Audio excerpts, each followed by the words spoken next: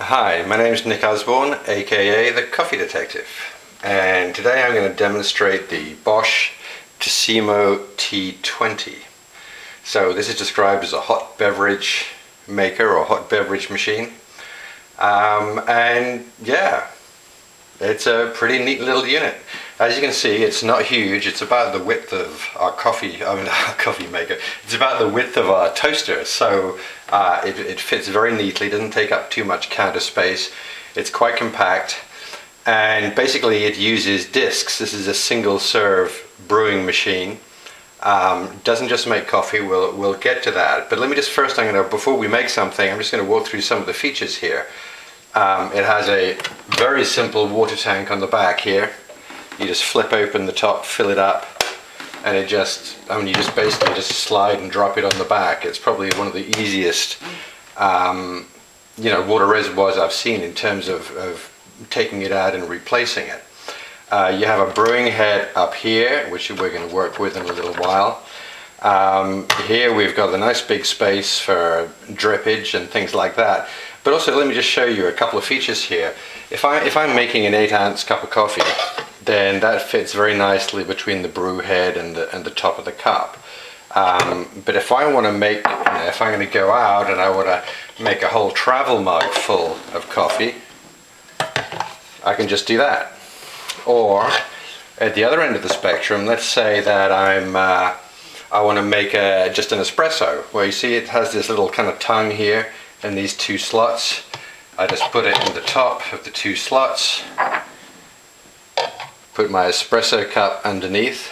So there's huge variation there, which again, this is kind of neat because it is a fairly compact machine, but it does offer you, that variety from the very tall to the very short, which I find useful because, I've had other machines where if I want to make, particularly at the tall end, in fact this particular travel mug, I have to make it first in a mug and then pour it in here. So that's really convenient, really nice.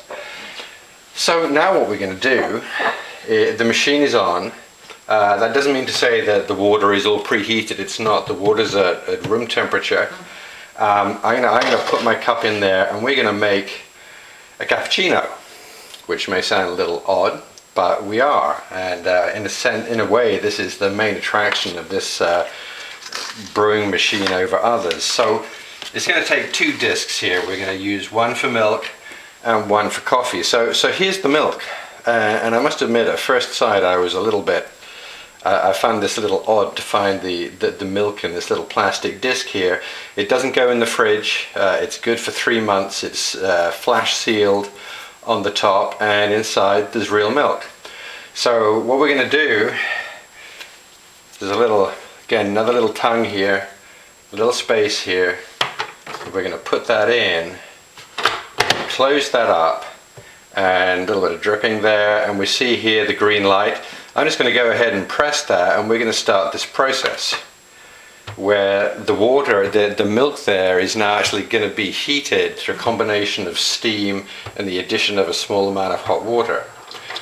Now while this is brewing away there, I want to show you another feature. So we're going to take out the coffee grinds in here, and I'm just going to show you something, because if you think about it, we got the milk coming in, and then we got the coffee. Now with most single serve coffee machines, you put in the K-cup or the coffee pot or whatever.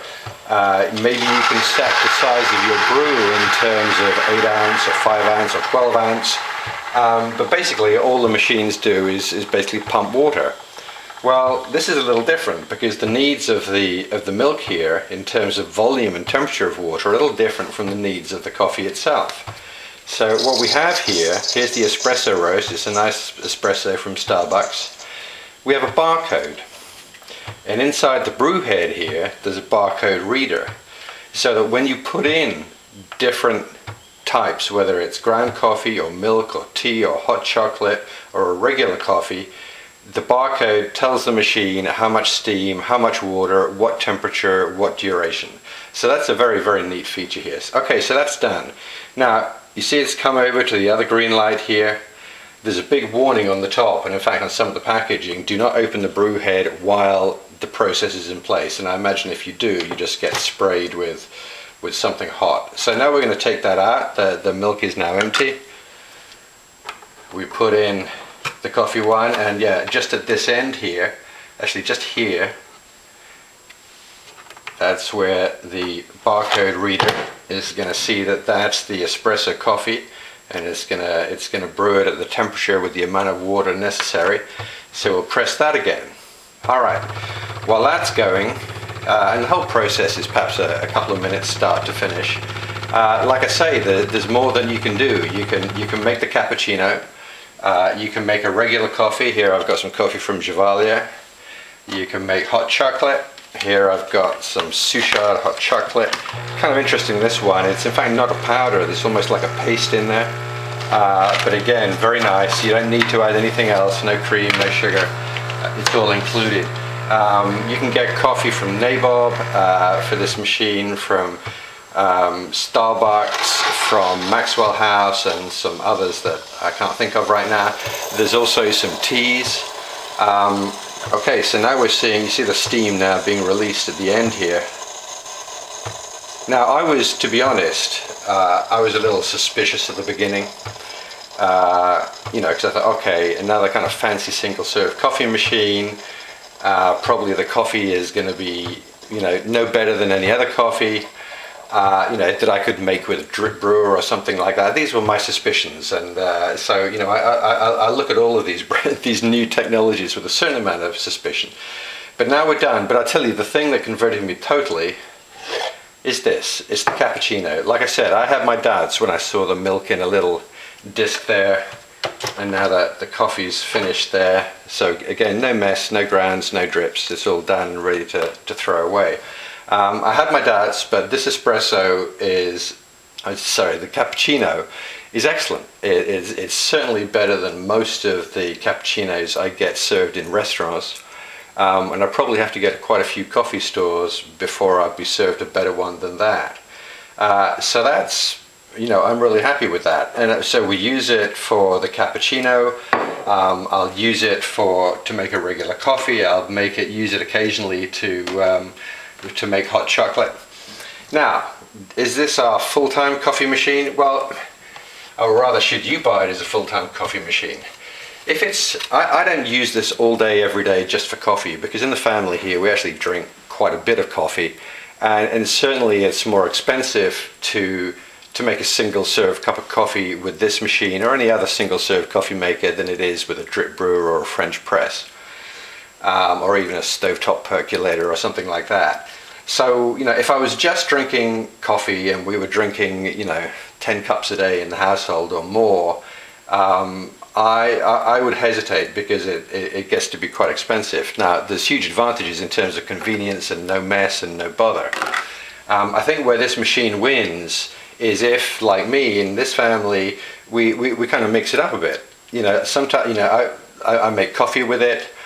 Make cappuccino with it, hot chocolate with it. I haven't made tea with it yet, but I'm going to try that.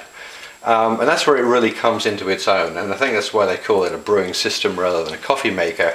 Because if you use it just as a coffee maker, you're probably paying more for your coffee than you need to.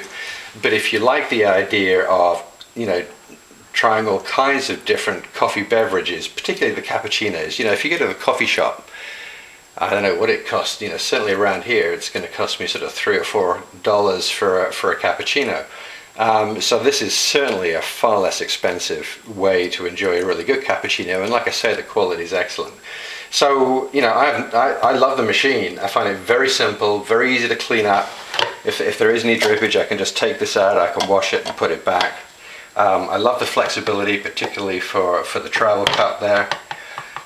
So overall, like I say, if you want to mix it up and you're going to drink some cappuccino and some coffee and some tea and some hot chocolate and regular coffee, then it's a great machine. And the only time I'd say probably not is if you're a family that drinks a lot of coffee and you just drink coffee. So that's it, the Bosch Tassimo T20. Very, very nice machine. Very pleased to have it.